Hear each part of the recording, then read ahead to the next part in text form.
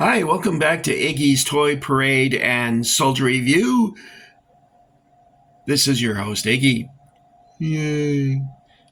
Well, guys, let's get started. What do you think? This is my third attempt at giving you a video. The other two, I was trying to be too slick, and I'm not an actor. I can't read a script.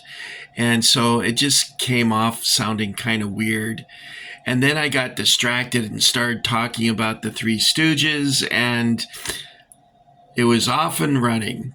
So here I'm back again. This is the third one. Hopefully I don't get too distracted or off course. Hopefully no one puts a penny on the rail and derails me again. By the way, is that true? Someone told me when I was a kid that if you put a penny on a railroad track, it would derail a train. And as far as I know, you put a penny on a track, all it does is flatten the penny. It doesn't do anything else. Because I saw a video about that. You know what? I'm doing it again, aren't I? Let's talk about Roco MiniTanks. Okay, Roco MiniTanks. You guys know the story. It was started in 1960 by Heinz Rüssler, an Austrian from Salzburg.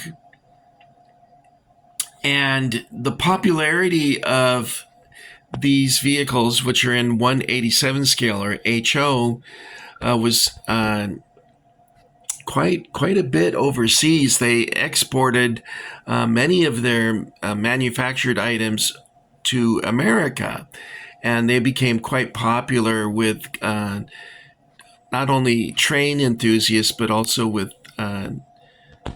collectors and some kids. Now, I can't say that all the kids were into collecting these. When I was a boy, I liked buying these, but not many of the other boys did. For instance, in my 6th grade class, there was only 2 other boys that liked Roco MiniTanks. In fact, during the summer, I went over to one of the guys' houses, and I thought, oh, I'm going to really show these guys up. I got so many. I think at the time I had 13, and I had like 5 or 6 boxes of Airfix soldiers, which were a strange collection because I had World War I Germans and World War II Japanese and Marines. It just was a mishmash of stuff.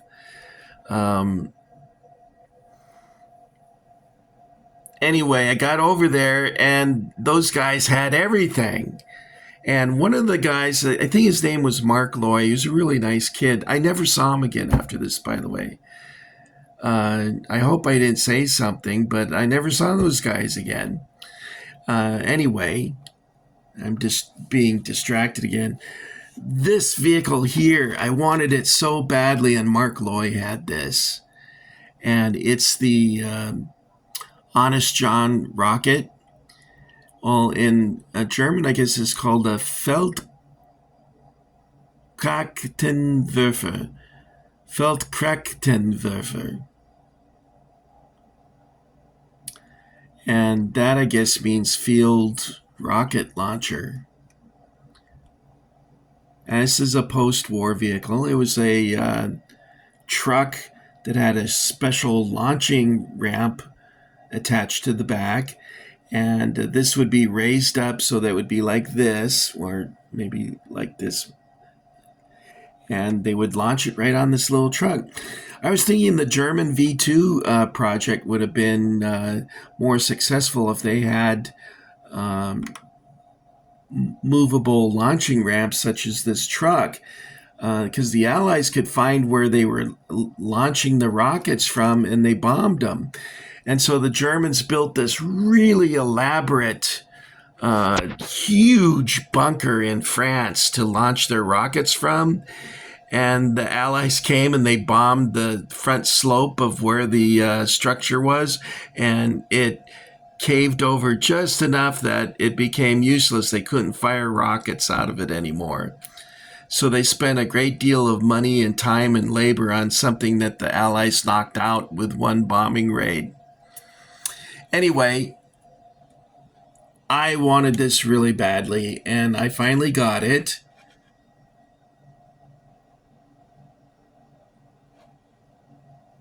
And it's kind of neat to see. I'm not going to take it out of the package.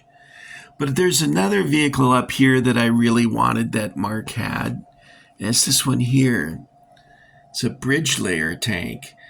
And what you do is this would pull up to the edge of the river, and this appears to be a ramp. It would unfold, and it then would lock into place, and you could so for like a small stream, they could use these for crossing. I wanted this as a kid and never had it, of course. So that's pretty cool. What else do we have here? I got a command car. Now, I had this command car when I was a boy. However, this one is, all the ones I had as a kid I gave away. I think I told you in my last video, I gave them away because everyone said, well, you should be interested in girls and not these. And like I mentioned in my previous video, the girls, they thought I was weird, and so I should have just kept my vehicles. Anyway, I had one of these. And now I said these are all American. Well, some of you may have noticed an exception, and that's right up front here. Let's take a look, guys. What is it? It's a T-34 76. And the T-34 76 was a T-34 that was upgraded to a longer barrel for a 76 millimeter gun. And it gave it an extra velocity, so more punching power. When the Germans first encountered these T-34s, they were really shocked at how good they were compared to their tanks. If you remember, when they initially invaded Russia, they just had mostly Panzer IIIs and IVs. And the Panther and the Tiger weren't introduced until later.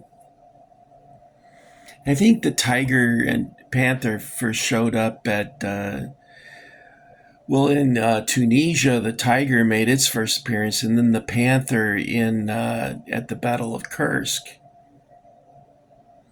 Anyway, my landlord was telling me it was really discouraging to them that they would knock out like 8 of these. Oops, sorry. And the next day, the Russians would have 16 of them. So part of the reason why the Allies won is we outproduced Germany. Germany could not produce as many tanks as quickly as we did. And maybe the T-34 was a little primitive compared to the Panther, but they made a way more of them, and that made the difference.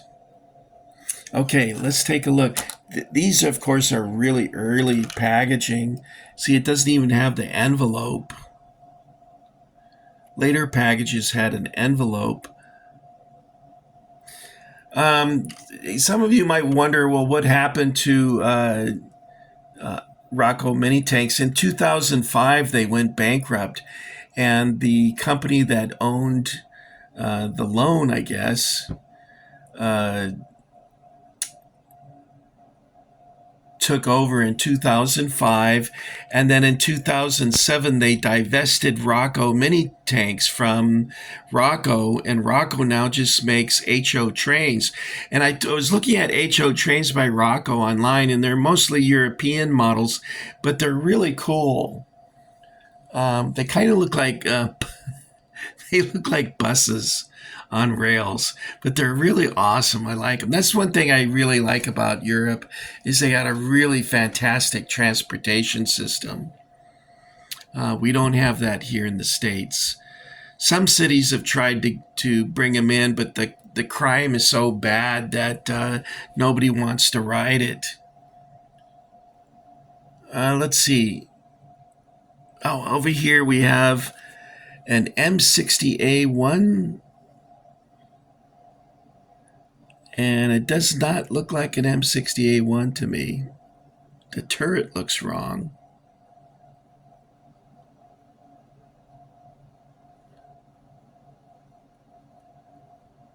It looks like an M48, doesn't it? Something's on. Well, maybe that's another turret back there. All right, now, what do we have? Here's a Sherman, and it looks like an M4. Yeah, there it is, M4.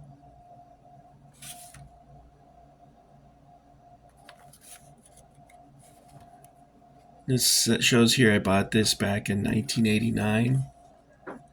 In 1980s, I started buying Roco MiniTanks again, and my hope was to replace all the ones that I had as a kid. And some of them I was able to replace, but I'm still missing a number of them. Now, I showed you this bridge layer, and we started out with this front row up here. I showed you that. Let's see. What do we have here? Here's an M41, and this was a Korean War vehicle. It was considered a medium tank. Looks fairly modern, doesn't it? Then up here is an 5-ton truck. Now, I thought I had a deuce and a half, but apparently I never bought one because this is the only one I found was this one here. Oh, this one is an interesting tank because it was somewhat of an experimental or a failed experiment. They made these Sheridan tanks for the paratroopers, and the idea was to parachute one of these out the back of a Hercules. And this idea just never took off very. It was developed during the Vietnam War, I think.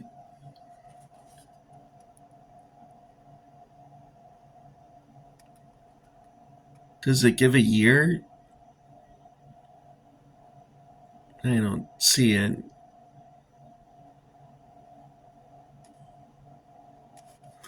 Anyway, it's kind of an interesting tank. What's over here? Over here is an M48. Look at that price, guys. 19 cents. Those were the days, my friend. We thought they would never end. And then up here is a M47. Now, I remember when I was at Fort Knox, we used to launch, we had handheld rocket-propelled grenades. I think it was called a LAW, L-A-W. And we would use this as a target, an old M47.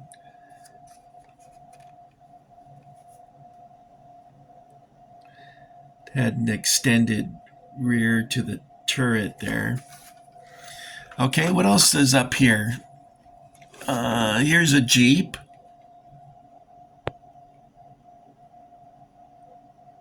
With the canvas top. It looks like it's kind of fallen apart. You'll notice on the packaging it says loose parts snap in place. They had to say that because look how they came up. Look at that.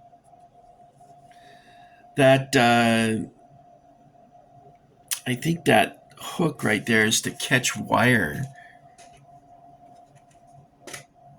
You know, they would stretch wire across the road and they would use that to catch it so you wouldn't get decapitated. What is this? The M48. Now you'll notice it looks like my M60. Maybe the M60 looked a lot like the M48. Let me see. Let's compare them, guys. What do you think?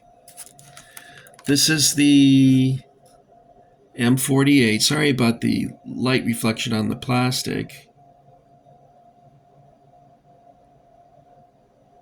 And here is the M6. It looks like the same doggone thing. Now, an M60A1 had a very different turret compared to this.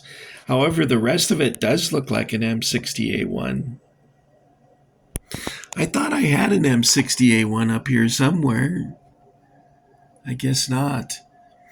Now, my friend Cowboy Carl, he sent me 4 American vehicles that have a different box in it, but they're in storage now.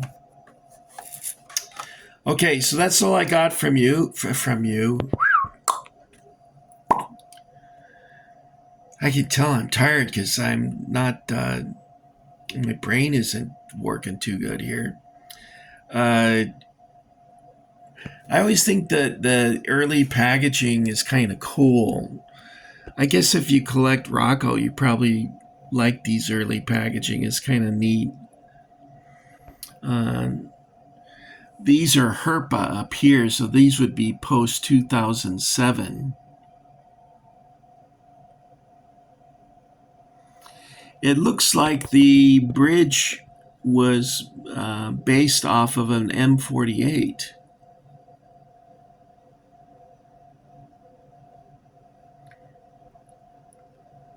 The M48 is what you would see in pictures of the Vietnam War. These guys here.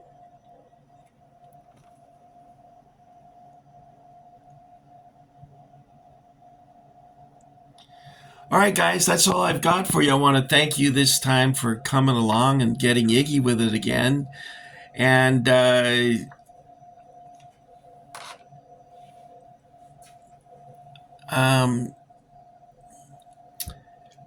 don't know, where should we go this time? You're probably tired of me picking out where we go to eat. So today,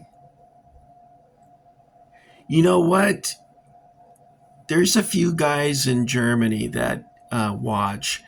Let's have them select a place for us. I remember going to a castle near Gießen, and man, the part of it was a ruin. Many of the castles in Germany were destroyed not because of World War II bombing, but because of the French. The French invaded, I guess, in the 1600s, and it was religious wars. And the Bavarians and the Austrians and the French, I guess, were attacking the Lutherans. And a lot of castles were destroyed. Anyway, there was a really neat restaurant in there. It was really good. So if you guys want to recommend something, or maybe one of you guys in Britain, as long as it's not Wimpy's. Wimpy's I didn't care for. Although I thought McDonald's was better in England than it was here in America. Same thing with German McDonald's. I wonder what McDonald's is in Russia. We got a couple Russian guys with us. Maybe we should go over there. What do you think, guys? Would you like to see Moscow? I imagine it's more pleasant as a tourist than it would be from the cockpit of a tank. Anyway, that's all I got for you, and I'll see you next time, okay? Thank you. I'll see you later.